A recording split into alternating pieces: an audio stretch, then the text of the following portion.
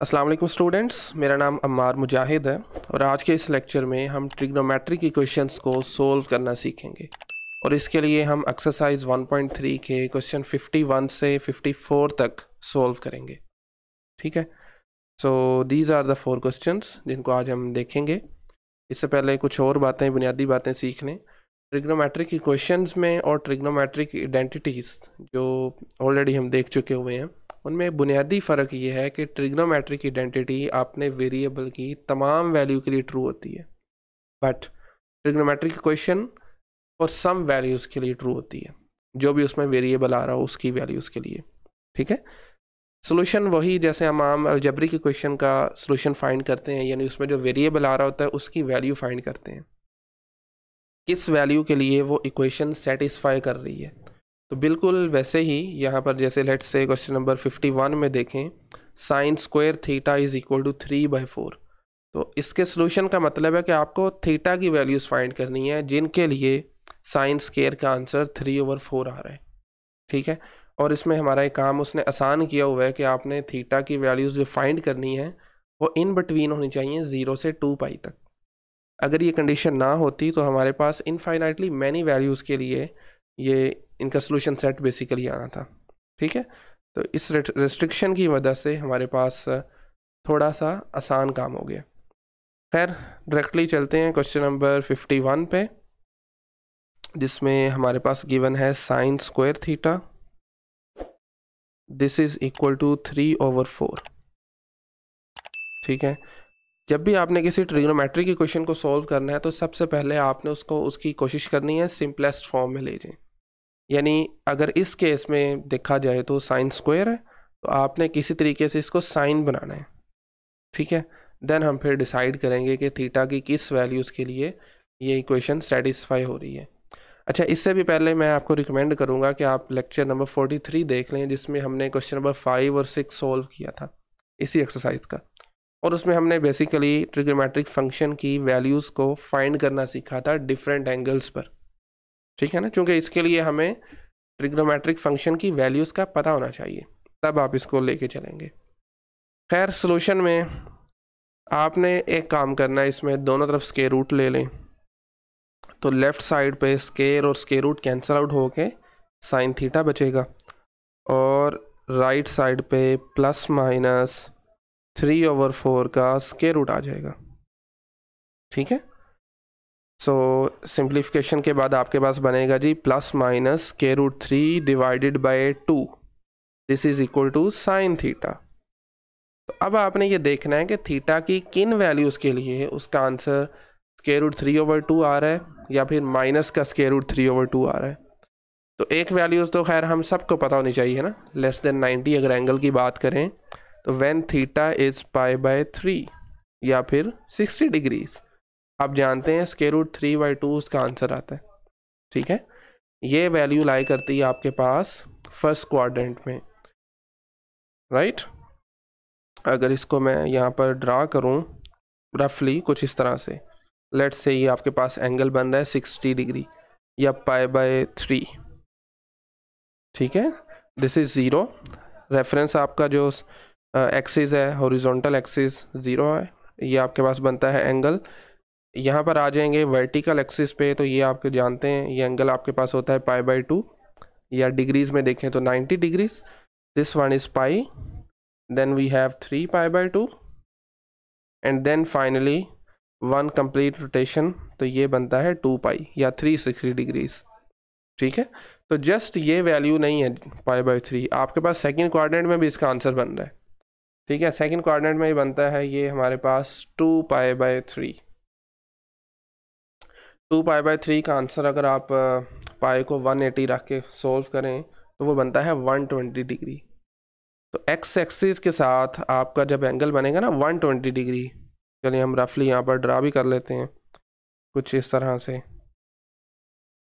ठीक है, ये जो आपका एंगल बन रहा है दिस इज़ 2π/3। इस एंगल पर भी आपके पास जो आंसर आ रहा है दैट इज़ स्क्वायर रूट 3/2, क्योंकि सेकंड क्वाड्रेंट में, और आप जानते हैं सेकंड क्वाड्रेंट में साइन पॉजिटिव होता है। फर्स्ट में तमाम की वैल्यूज़ पॉजिटिव होती हैं, तमाम ट्रिग्नोमेट्रिक फंक्शंस की। थर्ड में देखा जाए तो टेंजेंट पॉजिटिव होता है और इसके रेसिप्रोकल्स भी, और इसी तरीके से यहाँ पर कोस पॉजिटिव होता है, राइट। अच्छा, इसी तरह से अब हमारे पास दो सॉल्यूशंस हो गए, π/3 एंड 2π/3। इसी तरह से थर्ड क्वाड्रेंट में भी आपके पास आंसर इसका बनेगा और वो हमारे पास होगा जी 4π/3। ठीक है, 4π/3 डिग्रीज में अगर आप इसको देखते हैं तो ये बनता है 240, यस 240, तो ये 270 है। उसके मुताबिक फिर let's say this one is for example angle जो बन रहा है ये वाला, सॉरी एक्स एक्सिस के साथ, दिस वन इज 4π/3। ठीक है, और इस क्वाड्रेंट में चूंकि आपके पास साइन नेगेटिव होता है तो आंसर बनेगा -√3/2। ठीक है, इन दो वैल्यूज़ के लिए, चूंकि इन दोनों वैल्यूज़ फर्स्ट और सेकंड में साइन पॉजिटिव होता है, तो थर्ड सोल्यूशन आपका बन रहा है 4π/3। ठीक है, और इसी तरीके से फाइनली फोर्थ क्वाड्रेंट में भी एक सोल्यूशन आ रहा है इसका, एंड दैट इज़ 5π/3। और 5π/3 पर भी आंसर नेगेटिव में आएगा, -√3/2, क्योंकि फोर्थ क्वाड्रेंट में भी साइन नेगेटिव होता है। ठीक है, 90 से लेस वैल्यूज़ तो आमतौर पर हमें याद होती हैं और होनी भी चाहिए। π/3 हमें पता है, π/3 पे साइन जो है वो √3/2 होता है। इसकी मदद से बाकी भी वैल्यूज़ फाइंड की जा सकती हैं। ठीक है, कोई मुश्किल काम नहीं है 2π/3 पे चेक करना कि आपका क्या आंसर बन रहा है। ऑलराइट, सो ये चार इसके सॉल्यूशंस हैं विद इन द इंटरवल 0 से 2π, जो कि क्वेश्चन के अंदर गिवन है। ठीक है, चलिए अब आगे नेक्स्ट क्वेश्चन पे चलते हैं। क्वेश्चन नंबर 52 में हमारे पास स्टेटमेंट गिवन है जी, sin² theta is equal to cos² theta. तो पहले ज़रा इसकी थोड़ी सिंप्लीफिकेशन देख लें। आप जस्ट ये करें कि दोनों तरफ cos² से डिवाइड कर दें। लेफ्ट पे करेंगे तो sin² / cos², और राइट पे करेंगे cos² / cos² 1 बन जाएगा, और यहाँ से हमारे पास बनेगा टेंजेंट² थीटा इज इक्वल टू 1। ठीक है, एंड देन अगर आप देखें तो टेंजेंट स्केयर है, दोनों तरफ स्केयर रूट ले लें तो ये बनेगा tan theta is equal to +-1।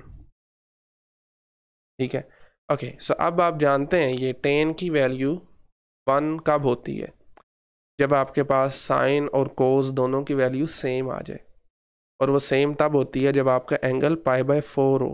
45 degree पे साइन की वैल्यू भी 1/√2 होती है और कोस की वैल्यू भी 1/√2 होती है। ठीक है, तो ये बनेगा एंगल 45 का। ठीक है, इस एंगल पर आपके पास टेंजेंट थीटा +1 होता है।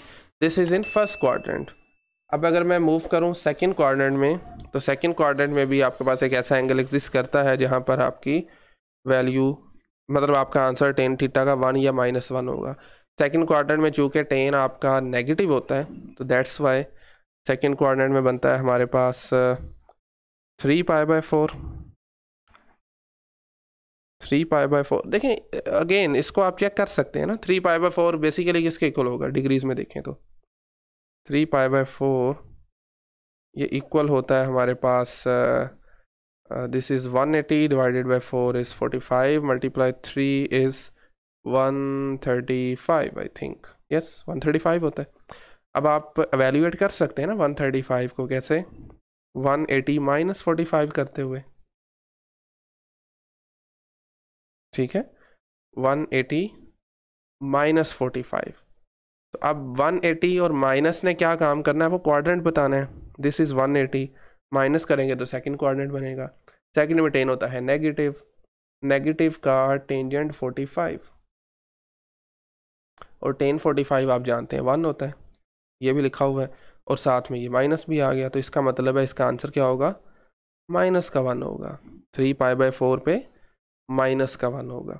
इसी तरह एक सोल्यूशन इसका थर्ड क्वाड्रेंट में भी एग्जिस्ट करता है, and that is 5π/4। 5π/4 same lines पे यूज़ करते हुए आप ये भी फाइंड कर सकते हैं। और 5π/4 पे पॉजिटिव वैल्यू आएगी क्योंकि थर्ड क्वाड्रेंट में टेन पॉजिटिव वैल्यू देता है। एंड फाइनली एक और सोल्यूशन जो कि फोर्थ क्वाड्रेंट में आ रहा है, दैट इज़ 7π/4। और 7π/4 पे 10-1 होगा क्योंकि फोर्थ क्वाड्रेंट की बात हो रही है, फोर्थ क्वाड्रेंट में चूँकि टेंजेंट नेगेटिव होता है, तो इसलिए टेंजेंट 7π/4 इक्वल टू होगा -1 के। ठीक है, तो ये 4 सॉल्यूशंस हैं विद इन दिस इंटरवल 0 से 2π तक। All right, so next question number 53, second last है। इसमें हमारे पास गिवन है sin 2θ minus cos θ equals to 0। अब एक फंक्शन साइन में और एंगल भी डबल है, दूसरा कोस में है। सबसे पहले तो एंगल सेम करना है, ठीक है। उसके लिए sin 2θ का एक डबल एंगल वाला फॉर्मूला, एक आइडेंटिटी हम ऑलरेडी सीख चुके हुए हैं। यहाँ पर मैं मेंशन कर देता हूँ उसको, sin 2θ जो है ये इक्वल होता है बेसिकली 2 टाइम्स sin θ cos θ। ये वैल्यूज़ हम ज़रा अपने यूज़ करते हैं यहाँ पे। sin θ की जगह पे 2 sin θ cos θ minus cos θ equals to 0। यहाँ से cos कॉमन ले लें, बाकी बचेगा 2 sin θ -1। तो चूंकि ये प्रोडक्ट 0 है, इधर दिस वन विल बी 0 या फिर दिस वन विल बी 0, तो cos θ 0 ले लें, और या फिर आपके पास 2 sin θ -1 this is equal to 0। cos θ 0 इसको यहीं पे रहने दें। sin θ की वैल्यू यहाँ से बनेगी is equals to 1 divided by 2। तो अब हमें थीटा की वो वैल्यूज़ फाइंड करनी है जहाँ पर cos 0 हो रहा है और sin आपके पास 1/2 आ रहा है। ओके, सो ये हमारा क्वाड्रेंट है, क्वाड्रेंट सिस्टम कह सकते हैं। इसमें first, second, third and fourth quadrant, ये एंगल 0 है, this is π/2, this is pi, then 3π/2 and then 2π। cos 0 आपने एक बात याद रख लेनी है, हमेशा y एक्सिस पे होगा। y एक्सिस पे जो एंगल बन रहे हैं वहाँ पर cos आपका 0 होगा। तो देख लें y एक्सिस पे कौन कौन से एंगल आ रहे हैं। π/2 है और 3π/2 है, इन दोनों पर आपके पास cos 0 होगा। थीटा की value π/2 and 3π/2 and then sin theta की वैल्यू 1/2 कब होती है। एक वैल्यू तो हमें पता होनी चाहिए, जब आपका एंगल आप लेते हैं π/6 या डिग्रीज में देखें तो 30 डिग्रीज, ठीक है। और दूसरी वैल्यू जो इसकी 1 होती है वो आपके पास होगी 5π/6 पे, ठीक है। 5π/6 पर आपकी वैल्यू जो है वो 1/2 होगी। ये आप खैर चेक कर सकते हैं। 5π/2 को, सॉरी 5π/6 को आप अगर डिग्रीज में लेके जाएं तो ये बनता है 150, और ये लाई करती है सेकंड क्वाड्रेंट में। सेकंड में साइन पॉजिटिव होता है। 150 को आप एंगल ब्रेक करते हुए वैल्यूज़ इसकी फाइंड कर सकते हैं। अच्छा, ये मैं दोबारा इसलिए नहीं करवा रहा क्योंकि इस प्रोसेस को ऑलरेडी हम अपने पिछले लेक्चर्स में एक से ज़्यादा मरतबा कवर कर चुके हुए हैं, ठीक है। ओके, तो आज का लास्ट क्वेश्चन, और इसमें हमारे पास गिवन है cos 2θ plus cos θ। Function same है बट एंगल आपके पास जो है वो प्रॉब्लम कर रहा है, वो डिफरेंट है, ठीक है ना। डबल एंगल है और एक जगह पे फिर सिंगल एंगल यूज़ हो रहा है। तो अब की बार हम जो आइडेंटिटी यूज़ करने जा रहे हैं दैट इज़ cos 2θ, ये इक्वल होता है बेसिकली 2 cos square θ -1 के, 2 cos square θ -1 के इक्वल होता है। चलिए तो इसकी जगह पर वैल्यू लगा दें इसकी, तो ये बन जाएगा 2 cos square θ -1 plus cos θ is equal to 0। थोड़ा सा इसको हम रीराइट करते हैं, let's say 2 cos square θ then cos θ and then -1। देखिए अब आप इसकी फैक्टराइजेशन कर सकते हैं। ये आपको एक तरह से क्वाड्रेटिक इक्वेशन से मिलता जुलता लग रहा है ना। एक्स स्केयर होता है, यहाँ पर कोस का स्केयर है, this one is cos theta. तो इस कोस को बेसिकली हमने ब्रेक करना है, this one as it is. Cos को हम ब्रेक कर सकते हैं, 2 cos theta minus cos theta, ठीक है। माइनस करेंगे तो अल्टीमेटली फिर वही चीज़ बन जाएगी, -1 इक्वल्स टू 0। यहाँ से कॉमन लें, 2 कोस थीटा कॉमन आ जाएगा, बाकी बचेगा कोस थीटा +1, और इनमें से जस्ट माइनस कॉमन आ रहा है, और बाकी बच रहा है जी cos theta +1 is equal to 0। And once again cos theta +1 common आ रहा है, और साथ में यहाँ पर बच रहा है 2 cos theta -1, and this is equal to 0। Product आ रहा है ना 0 के इक्वल, तो इसका मतलब है इनमें से कोई एक तो 0 होगा, कोस थीटा +1 0, या फिर 2 कोस थीटा -1 0। ठीक है, तो यहाँ से कोस थीटा आ जाएगा -1 के इक्वल, और यहाँ से कोस थीटा आ जाएगा 1/2 के इक्वल, राइट।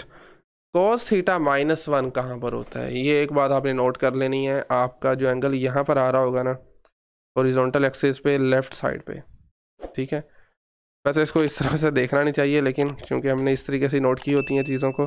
0 वर्टिकल पे π/2 एंगल है, this one is pi, this is 3 π/2, then 2 pi, फिर इसी तरीके से आप सर्कल में चलते जाएंगे। यहाँ पर जो भी एंगल बन रहा है ना, पाई आ रहा है, इस पर -1 है कोस। यहाँ पर फिर 3 पाई आएगा, उस पर भी -1 होगा। 5 पाई आएगा, वहाँ पर भी कोस -1 होगा, ठीक है। तो कोस थीटा -1 कब होगा, when ever your theta is equals to pi. मैं 3 पाई 5 पाई 7 पाई क्यों नहीं ले रहा, क्योंकि हमें आंसर चाहिए 2 पाई से कम वैल्यू के लिए, ठीक है। अच्छा जी, कोस थीटा 1/2, एक तो डायरेक्टली इसकी वैल्यू हमें पता होनी चाहिए कि ये पाई आपके पास 3 पर 1/2 होता है, ठीक है। एक और वैल्यू है इसकी जहाँ पर ये 1/2 होता है, एंड दैट इज 5 π/3, सही है। 5 π/3 जो है ये बनता है 300, और ये है 4th क्वाड्रेंट, और आप जानते हैं 4th क्वाड्रेंट में कोस पॉजिटिव होता है, और ये वैल्यू देगा 1/2, ठीक है। So I think that's it for today, और बल्कि आज हमारा चैप्टर 1 भी कंप्लीट हो चुका है। 50 लेक्चर हैं इसके प्लेलिस्ट में। नेक्स्ट लेक्चर से हम अपना चैप्टर 2 स्टार्ट करने जा रहे हैं। आज के लेक्चर से मुतल्लिक कोई भी क्वेश्चन क्यूरी हो तो कमेंट सेक्शन में पूछ सकते हैं। Thank you very much.